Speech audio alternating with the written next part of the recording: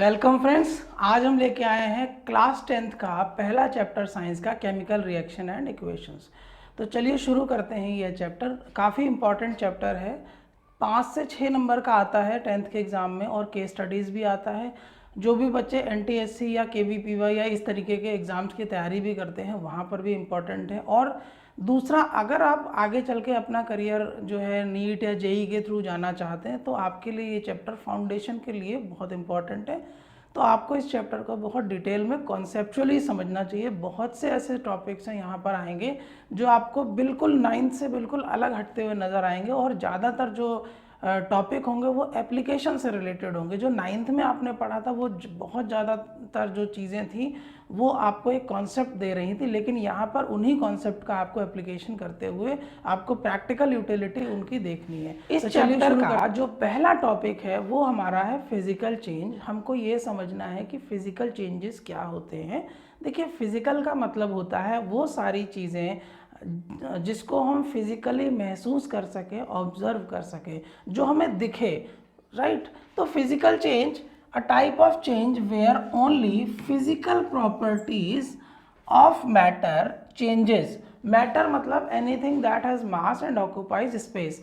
तो जो भी वस्तु, जो भी सब्सटेंस मास ऑक्यूपाई कर रही है और उसका एक वॉल्यूम है, हम उसको मैटर में कैटेगराइज करते हैं और उन्हीं मैटर का हमें चेंजेस देखना है।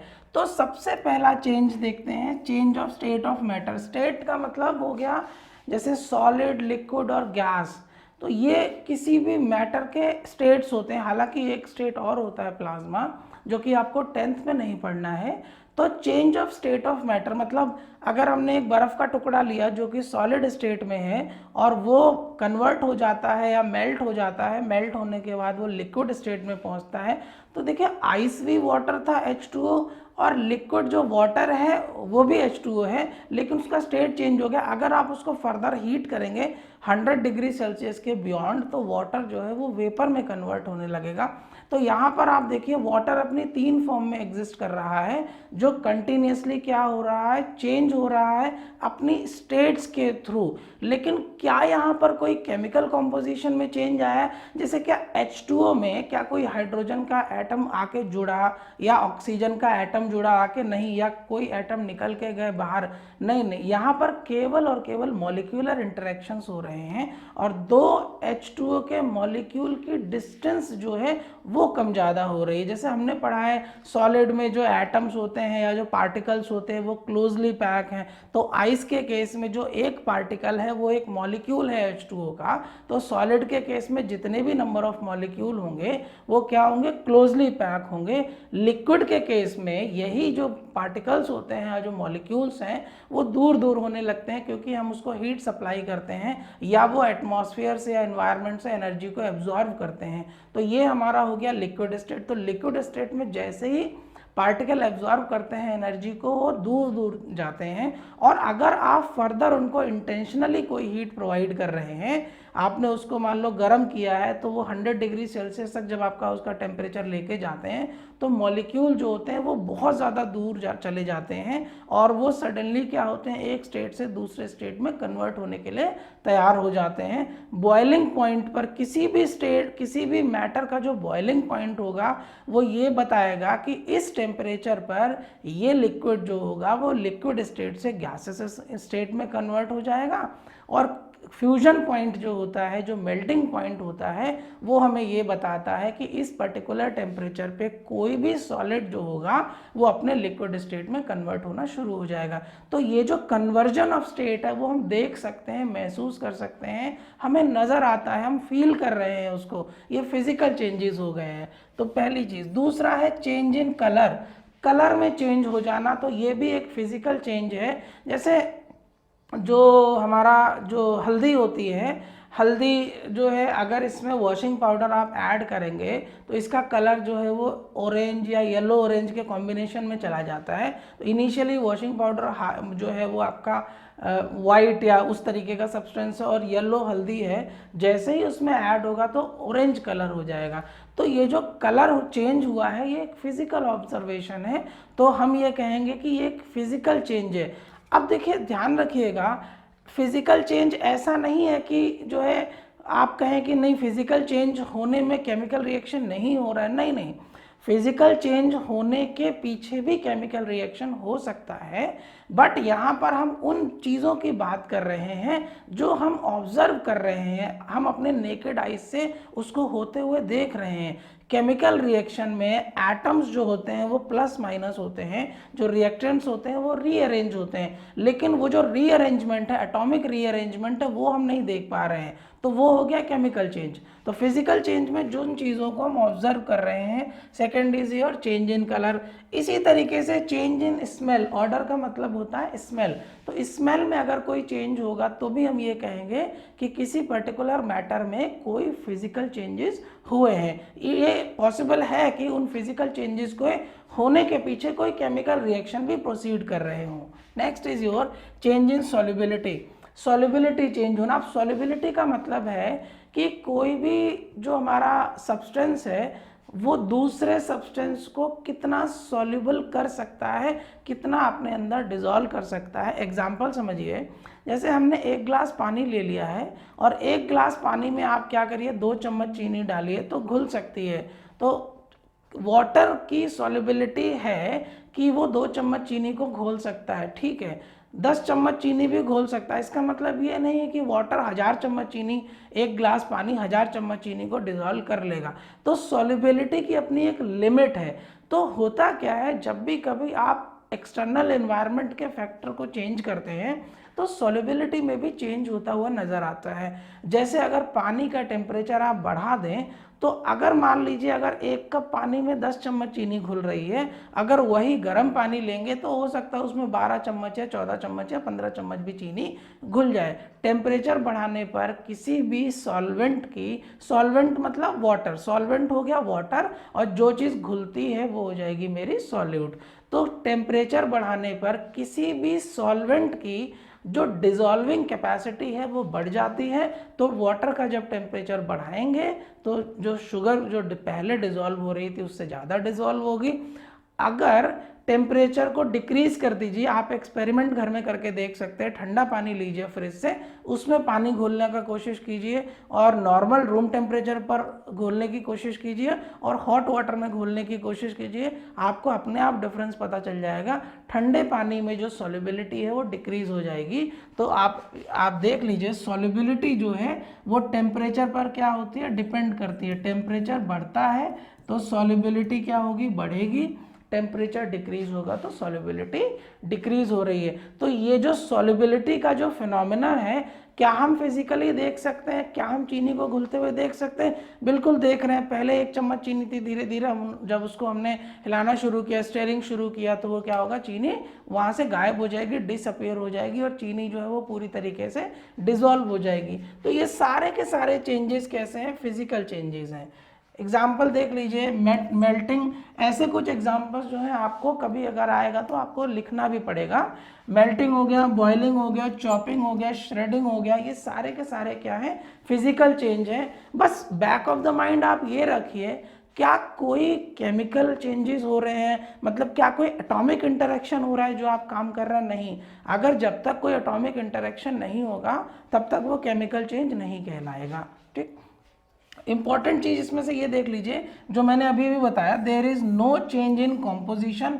कॉम्पोजिशन का मतलब है क्या H2O में कोई चेंज हुआ है? नहीं, राइट। क्या शुगर जब डिसॉल्व हुई तो क्या कुछ चेंज हुआ? नहीं। तो इस तरीके से there is no change in composition of chemical nature of matter but only molecules rearrange themselves without affecting the internal composition। Atomic rearrangement होगा, मतलब एटॉमिक तो नहीं कहना चाहिए, पार्टिकल रीअरेंजमेंट या मॉलिक्यूलर इंटरेक्शंस होंगे जिसकी वजह से जो होगा वो इंटरनल कॉम्पोजिशन को अफेक्ट नहीं करेगा। तो ये तो रहा आपका फिजिकल चेंज। आगे आते हैं केमिकल चेंज के ऊपर।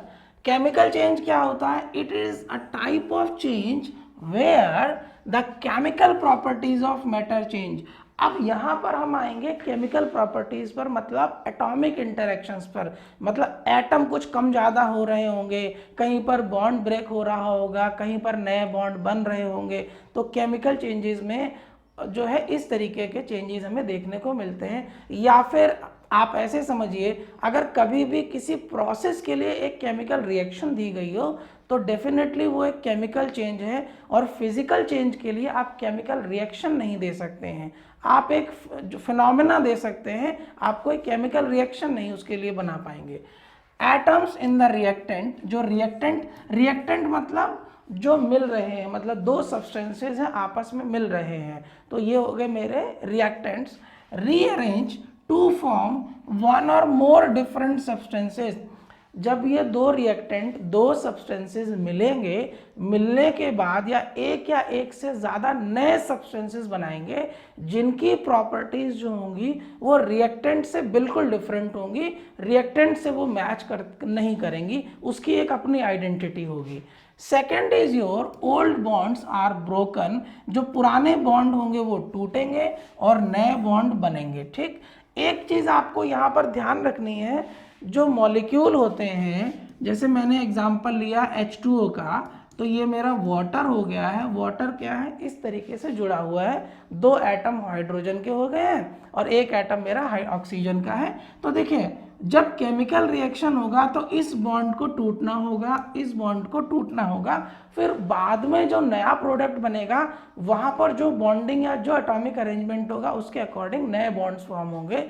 तो जब भी कभी बॉन्ड ब्रेक होंगे, जब भी कभी बॉन्ड ब्रेक होंगे तो ध्यान रखिएगा, आपको एनर्जी जो है वो चाहिए होगी, एनर्जी आपको देनी पड़ेगी, एनर्जी को ऐड करना पड़ेगा। और जब भी कभी बॉन्ड फॉर्म होंगे, जब भी नए बॉन्ड बनेंगे, तो वहाँ से क्या होगा, एनर्जी रिलीज होगी, एनर्जी बाहर निकलेगी, माइनस होगी एनर्जी। और जब भी कभी एनर्जी प्लस होती है किसी में तो वो होते हैं एंडोथर्मिक। थर्मिक जो है वो थर्मल से आया है, थर्मल का मतलब होता है हीट, एंडो का मतलब अंदर आना। ठीक है, एंडो, तो एंडोथर्मिक का मतलब है यहाँ पर हीट की रिक्वायरमेंट है और एनर्जी माइनस मतलब बाहर जा रही है, एनर्जी रिलीज हो रही है, इसके लिए टर्म आता है एक्सोथर्मिक। तो बस आपको यहाँ पर एक इम्पॉर्टेंट चीज़ ध्यान रखनी है, जब भी बॉन्ड ब्रेक होंगे प्रोसेस जो होगा वो एंडोथर्मिक होगा, जब भी बॉन्ड जो है नए बनेंगे प्रोसेस जो होगा वो एक्सोथर्मिक होगा। अब यहाँ पर एक इजी चीज़ मैं आपको थोड़ा सा कॉन्सेप्चुअल है बस वहाँ बता देता हूँ। देखिए, बॉन्ड टूटने के लिए 10 किलो जूल की एनर्जी लगी, इसको टूटने के लिए 10 किलो जूल की एनर्जी लगी। टोटल एनर्जी जो इसको दी गई, टोटल एनर्जी जो इसमें ऐड की गई वो हो गई 20 किलो जूल। ठीक है, अब मान लेते हैं इसका रिएक्शन किसी के साथ हुआ, कोई और दूसरे कंपाउंड के साथ हुआ, वहाँ दो और नए बॉन्ड बने, तो यहाँ दो बॉन्ड टूटे, वहाँ नए बॉन्ड बने।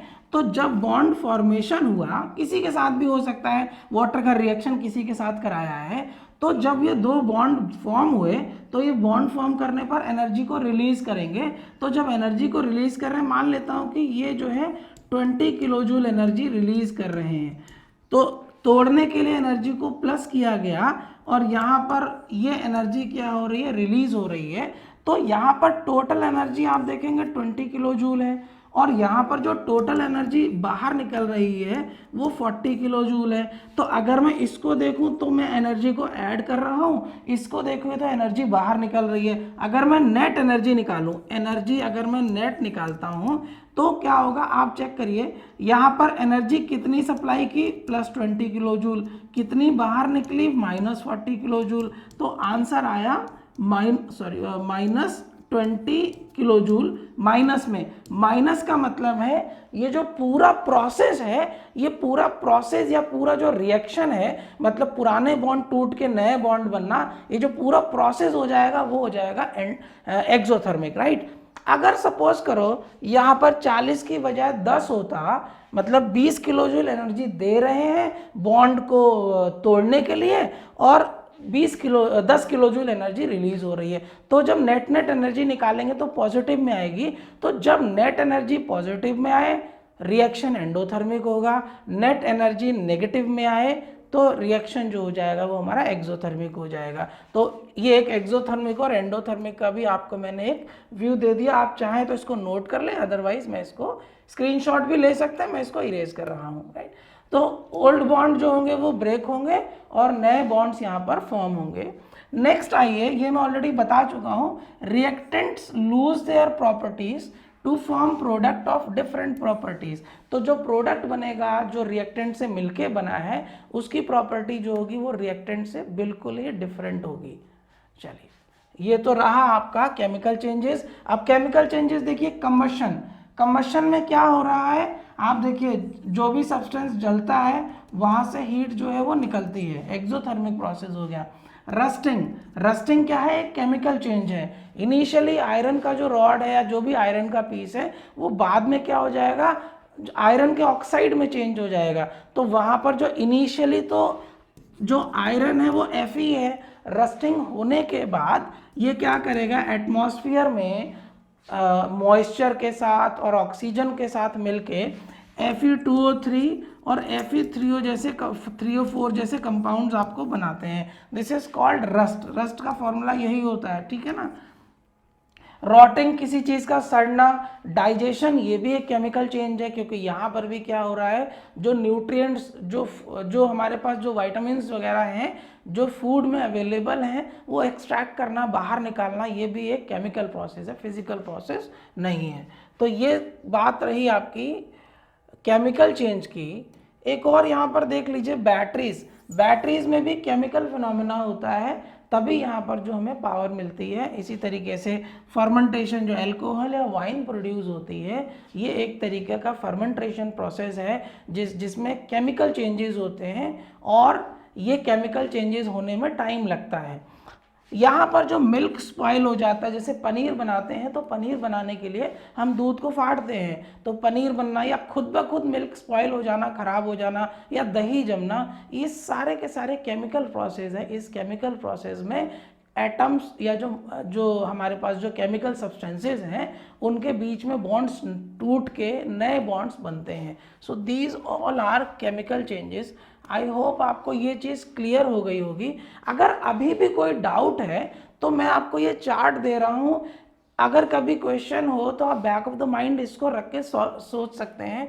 जब भी फिजिकल चेंज होगा, अगर ब्रेकिंग हो रही होगी, मेल्टिंग, फ्रीजिंग, कट कर रहे होंगे, बॉईल कर रहे होंगे, स्लाइस कर रहे होंगे, ये सारे फिजिकल चेंज है। ये वो चेंज है जो हम होते हुए देख रहे हैं। अगर आप हीट करें, आप यहाँ पर ध्यान रखिएगा जरा, जैसे आप कहेंगे सर बॉइलिंग में भी हीट कर रहे हैं, यहाँ भी हीट कर रहे हैं, यहाँ पर जो हीट होगी वो लिमिटेड हीट है जो केवल फेज चेंज के लिए यूज़ हो रही है, और ये वाली जो हीट है किसी भी रिएक्शन को करने के लिए यूज़ हो रही है। मतलब ये वाली हीट मतलब एंडोथर्मिक वाली हीट। फ्राई करते हैं किसी चीज़ को, हीट के थ्रू केमिकल रिएक्शन हो रहा है, जैसे एग फ्राई किया या कुछ भी आप सब्सटेंसेस को फ्राई करते हैं तो वो सारा का सारा केमिकल चेंज है। पटाखे जो होते हैं, दैट इज एक्सप्लोजन, जो पटाखे हम दिवाली में चलाते हैं वो भी क्या होते हैं, केमिकल चेंजेस होते हैं। किसी चीज़ को जलाना, कंबशन हमने देखा हुआ है। बेक करना, जो आप ओवन में, माइक्रोवेव में जो प्रोसेस करते हैं वो सारे के सारे केमिकल प्रोसेसेस हैं। रॉटिंग, किसी चीज़ का सड़ जाना, ये सारे के सारे जो हैं वो आपके केमिकल प्रोसेस हैं। चलिए नेक्स्ट स्लाइड पर चलते हैं। केमिकल रिएक्शन, देखिए इस चैप्टर में फिजिकल चेंज पे आपको बहुत ज़्यादा बात नहीं करनी है, आपको बात करनी है केमिकल चेंजेस पर या केमिकल प्रोसेस पर। और ये जो केमिकल प्रोसेस होंगे, इस प्रोसेस को एक लिखने का एक स्पेसिफिक तरीका होता है, और वो जो लिखने का तरीका होता है वो एक इक्वेशन की फॉर्म में होता है जिसको हम बोलते हैं केमिकल इक्वेशन। और जिन रिएक्टेंट्स के बीच में जो पुराने बॉन्ड टूट के जब प्रोडक्ट बन रहा है तो नए बॉन्ड बनेंगे, ये पूरा, इसको जब हम पूरा लिखते हैं एक मेथड के थ्रू, एक प्रॉपर सेट ऑफ प्रोटोकॉल है उसके थ्रू जब हम उसको रिप्रेजेंट करते हैं तो केमिकल रिएक्शन कहते हैं। हम बताते हैं कि इस रिएक्शन को इस तरीके से हम लिख सकते हैं। तो केमिकल रिएक्शन में transformation of chemical substances into new another chemical substance, पहले कुछ केमिकल सब्सटेंसेस होंगे वो बाद में नए प्रोडक्ट या नए केमिकल सब्सटेंसेस में ट्रांसफॉर्म होंगे, चेंज होंगे, जिनका जो जिनका जो प्रॉपर्टी है वो इनिशियल रिएक्टेंट से बिल्कुल अलग होगी, राइट। तो इनको हम बोलते हैं क्या, केमिकल रिएक्शन। अब जो केमिकल रिएक्शन होंगे, केमिकल रिएक्शन के ड्यूरेशन पे भी कुछ चेंजेस आपको देखने को मिल सकते हैं। ऐसा नहीं है कि जो ये यहाँ पर कुछ जो एग्जांपल्स आपको यहाँ दिख रहे होंगे ये फिजिकल चेंज से मिलते जुलते हैं। तो मैंने वहाँ भी बताया था फिजिकल चेंज होने के पीछे कहीं ना कहीं केमिकल प्रोसेस या केमिकल रिएक्शन हो सकते हैं। तो मान लेते हैं कि कुछ चेंजेस हमें इस तरीके के नजर आए, change in the state of substance, substance के स्टेट में चेंज होना, वो फिजिकल चेंज भी हो सकता है और केमिकल चेंज भी हो सकता है। अब ये हमें अपनी अंडरस्टैंडिंग, यही अंडरस्टैंडिंग हमें डेवलप करनी है कि हम अगर स्टेट ऑफ सब्सटेंस भी चेंज हो तो हम ये पहचान पाएँ कि इसमें किस तरीके के इंटरेक्शंस हो रहे हैं। जैसे अगर पानी जो है वेपर में कन्वर्ट होगा, अगर आइस वाटर में कन्वर्ट होगा, तो ये हमारी अंडरस्टैंडिंग अब तक हमको समझ में आ जाना चाहिए। यहाँ पर H2O मॉलिक्यूल में कोई चेंज नहीं हुआ है, लेकिन वही अगर दूध फटता है, स्पॉइल होता है, वहाँ पर एटॉमिक चेंजेस हो रहे हैं। तो दोनों जगह देखिए फिजिकल चेंज हुआ है, दोनों जगह क्या हो रहा है, सॉलिड से लिक्विड या लिक्विड से गैस में कन्वर्ट हुआ है। यहाँ पर भी मिल्क जो है वो लिक्विड से सॉलिड, मतलब जो नीचे जो दूध जो पनीर जो बचता है दैट इज सॉलिड मास। लेकिन यहाँ पर आप कहेंगे नहीं लिक्विड से सॉलिड में गया, नहीं, यहाँ पर लिक्विड से सॉलिड में गया है, लेकिन यहाँ पर ये जो सारा चेंज हुआ है ये किसी केमिकल प्रोसेसेस के थ्रू हुआ है, जहाँ पर पुराने बॉन्ड टूटे और नए बॉन्ड बने हैं।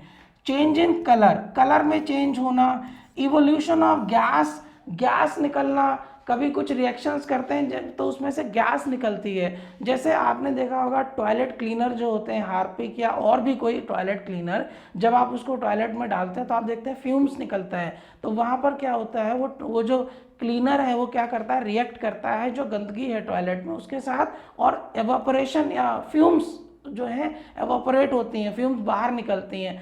तो जब वो फ्यूम्स निकलती हैं तभी हमें लगता है कि रिएक्शन हुआ है। तो केमिकल रिएक्शन हुआ या नहीं हुआ ये देखने के लिए कई बार हमें फिजिकल चेंजेस को भी ऑब्जर्व करना पड़ता है। तो इवोल्यूशन ऑफ गैस एक उनमें से फिजिकल चेंज है। चेंज इन टेम्परेचर, टेम्परेचर को आप जब देखते हैं चेंज होते हुए, इसका एग्जांपल मैं दूंगा अभी, जब हम लाइमस्टोन जो है या फिर आप कैल्शियम ऑक्साइड को वाटर के साथ रिएक्ट करते हैं तो स्लैग लाइम बनाते हैं।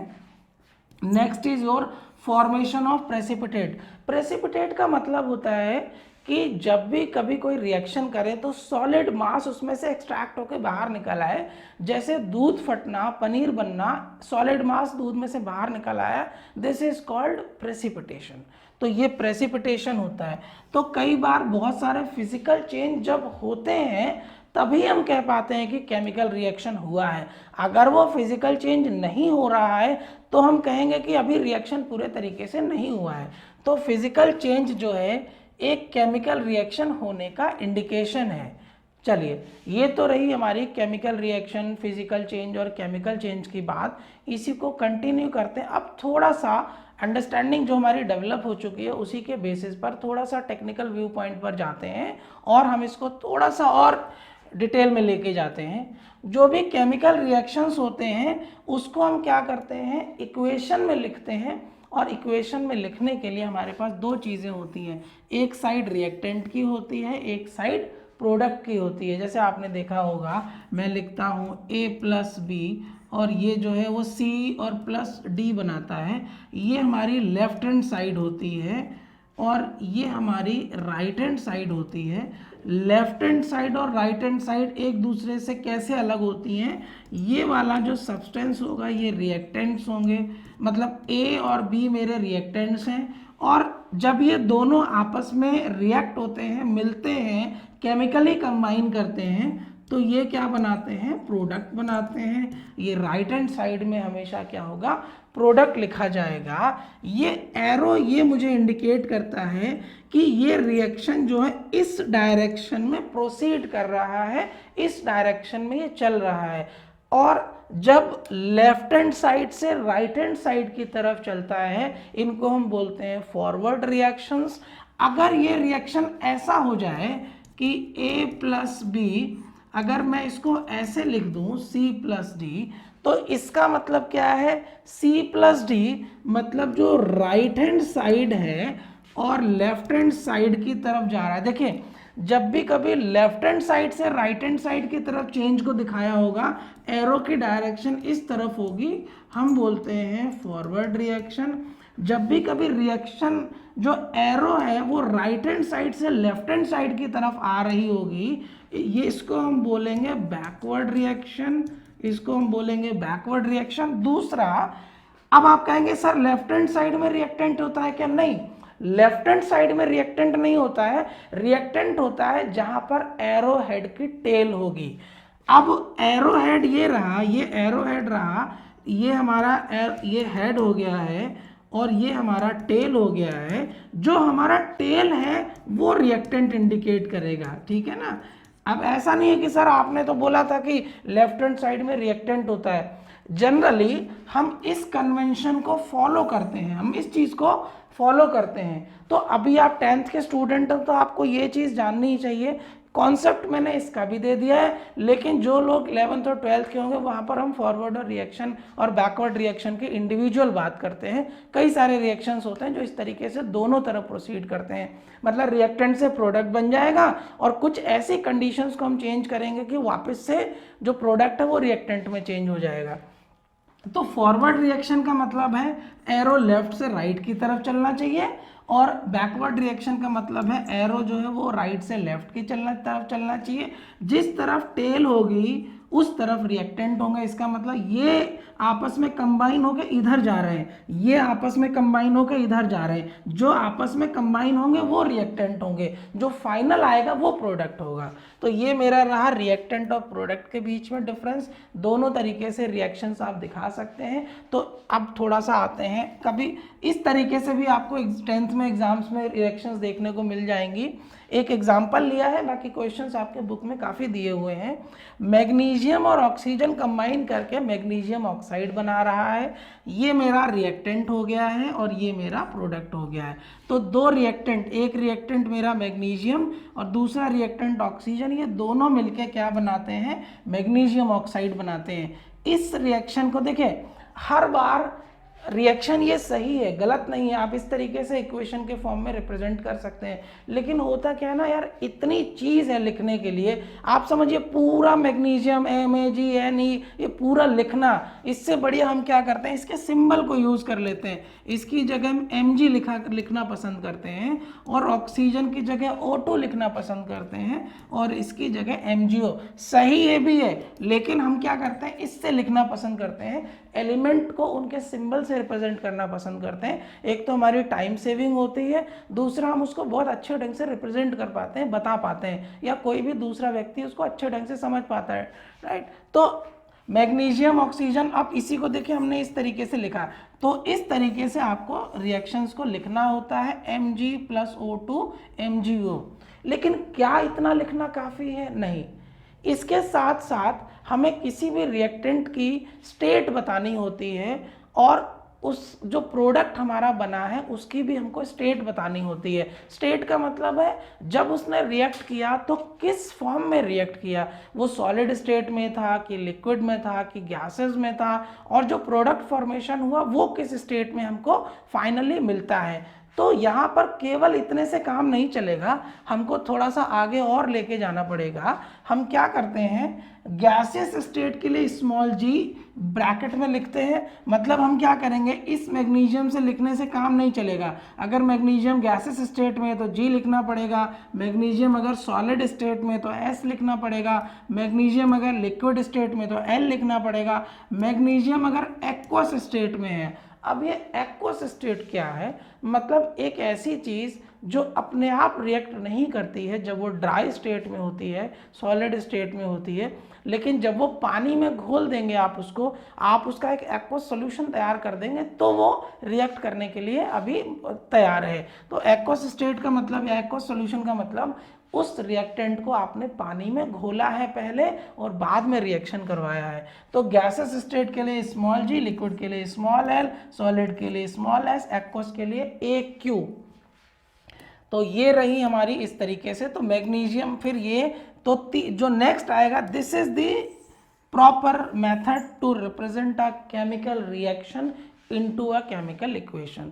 केमिकल रिएक्शन को प्रॉपरली आपको लिखना है किसी केमिकल इक्वेशन की फॉर्म में, तो आपको ऐसे लिखना पड़ेगा। मैग्नीशियम स्टेट बताना पड़ेगा, ऑक्सीजन का स्टेट बताना पड़ेगा, फाइनल प्रोडक्ट मिला है उसका स्टेट बताना पड़ेगा, प्लस ये जो एरो है इस रिएक्शन को होने के लिए अगर आपको हीट की रिक्वायरमेंट हो तो आप हीट लिखेंगे। अगर आपको लगता है कि आपको पता है कि पर्टिकुलर टेम्परेचर आपको पता है ये कितने पर हो रहा है, मान लेते हैं बॉइलिंग हो रही है, तो आपको प्रॉपर टेम्परेचर लिखना पड़ेगा 100 डिग्री सेल्सियस। कभी कभी हम क्या करते हैं प्रेशर में भी चेंज करते हैं, कभी कभी प्रेशर को भी ऑल्टर करते हैं। तो आप समझिए मान लेते हैं कोई रिएक्शन जो है 2 एटमॉस्फेरिक प्रेशर पर हो रहा है, तो यहाँ पर आपको लिखना पड़ेगा 2 एटमॉस्फेरिक प्रेशर। तो इस तरीके की जो कंडीशंस होती हैं उस रिएक्शन को होने के लिए वो रिएक्शन को हमें एरो हेड के ऊपर लिखना पड़ता है। कंडीशंस हमेशा एरो हेड के ऊपर लिखना पड़ता है। ऐसे एग्जाम्पल के लिए आप समझ लीजिए जैसे चाय बनाते हैं, तो चाय बनाने के लिए आप सारी चीज़ों को डाल दीजिए, लेकिन चाय नहीं बनेगी। आप चीनी, चाय पत्ती, अदरक वगैरह सब डाल दीजिए, नहीं चाय बनेगी जब तक आप उसको गर्म नहीं करेंगे, हीट प्रोवाइड नहीं करेंगे। तो हीट प्रोवाइड करना, हीट इज़ अ कंडीशन। चाय बनने के लिए जो मैटर है, जो सब्सटेंसेस हैं, वो रिएक्टेंट हो गए हैं। हीट जो है उसमें कैटलिस्ट की तरह बिहेव कर रहा है। हीट नहीं होगा तो रिएक्शन नहीं होगा। So this is all about today's lecture. आज हमारा जो है लेक्चर यहाँ तक रहेगा। नेक्स्ट वीडियो में हम टाइप्स ऑफ केमिकल रिएक्शन करते हुए नजर आएंगे। हम इंडिविजुअली एक एक रिएक्शन को डिटेल में पढ़ेंगे। 10th में यहाँ से क्वेश्चन आता है और वो जो है बहुत इंपॉर्टेंट जो है इंडिविजुअल रिएक्शन के टाइप्स पूछते हैं। तो पहला हमारा कॉम्बिनेशन रिएक्शन है। कॉम्बिनेशन रिएक्शन में हम एक्सोथर्मिक भी देखेंगे, कंबशन रिएक्शंस भी देखेंगे। तो इसको हम जो है नेक्स्ट लेक्चर में कवर करेंगे। ये जो मैंने आपको केमिकल इक्वेशन बताई है, यहाँ से क्वेश्चंस आता है बैलेंसिंग ऑफ इक्वेशन। तो बैलेंसिंग ऑफ इक्वेशन का एक ऑलरेडी एक वीडियो है, आप वहाँ जाके देख सकते हैं किस तरीके से बैलेंसिंग करते हैं। नॉर्मली हम ट्रायल एंड एरर मेथड से बैलेंसिंग करते हैं, लेकिन एक बहुत ही फुल प्रूफ मेथड दिया गया है जहाँ पर बैलेंसिंग जो है आपसे कभी भी गलत नहीं हो सकती है, तो उसको आप चेक कर सकते हैं। सो आज के लिए इतना ही। Thank you guys, thank you very much.